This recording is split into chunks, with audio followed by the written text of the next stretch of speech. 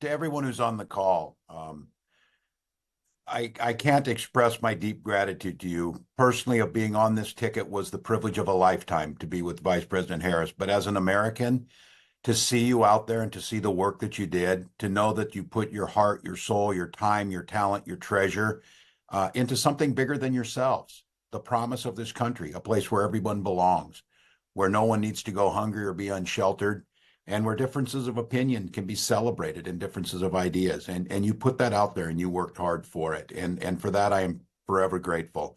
I also recognize the emotions you're going through. And I share those with you.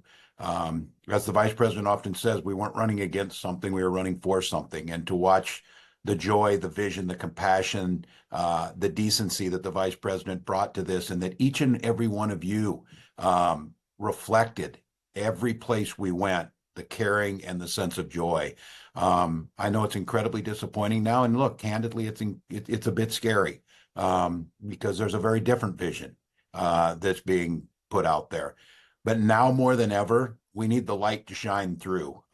We need to be able to be that hope for the neighbor who's really wondering. We need to be that anchor for the folks who are wondering what's next. And each of you did the work. You took time out of your busy lives and you continued to do it.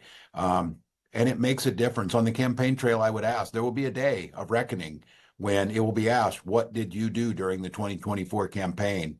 Well, I know the people on this call can say everything they possibly could. And for that, as an American, I'm incredibly grateful.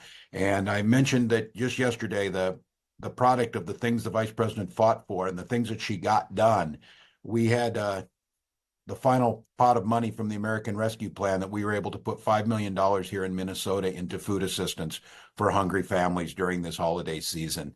That's the type of stuff you are fighting for. That's the type of things that make a difference. And those things are just as important now as they were before Election Day. And so I hope all of you take care of yourselves, take care of your families, find the place in your community to heal both yourselves and your community.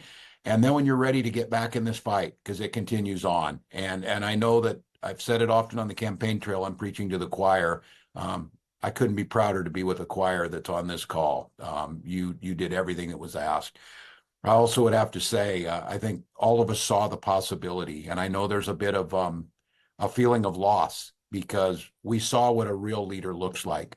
We watched a speech on the ellipse the week before the election where Vice President Harris delivered on the best of America. She delivered the best of our better angels. She delivered a vision where all of us mattered. She did it with grace and dignity and continued to do that every single day. She is still in this fight. She is doing it every single day. She is not done with her current job, and she's not done being part of it with all of you. And as I said, personally, it was a privilege to be on this ticket. It was a personal privilege to be able to become friends with an incredible leader, which someone who was willing to take on some of the toughest fights and continues to do so. And I would just ask all of you to join me